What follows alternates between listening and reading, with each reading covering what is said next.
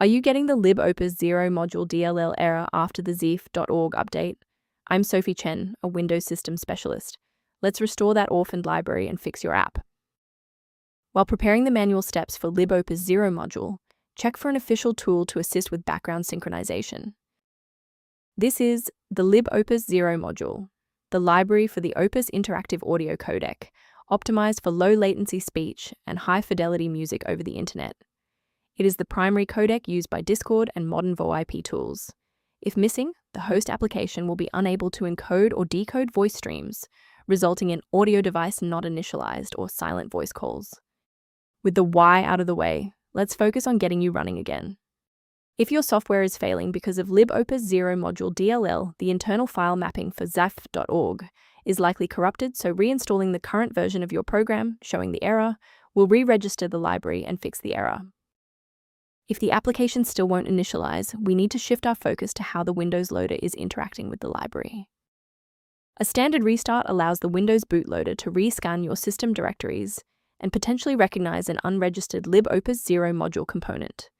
Before you go, bookmark this video or click the like button. This ensures the video stays in your library so you can finish the final steps as soon as you're back at your desktop.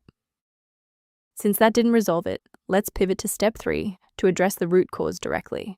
If you need to pause the video to get your workspace ready, take your time.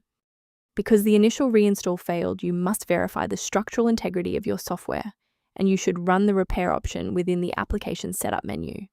This forces the system to compare your local DLL file against the official version and replace any data that is found to be truncated or damaged. Why are we doing this?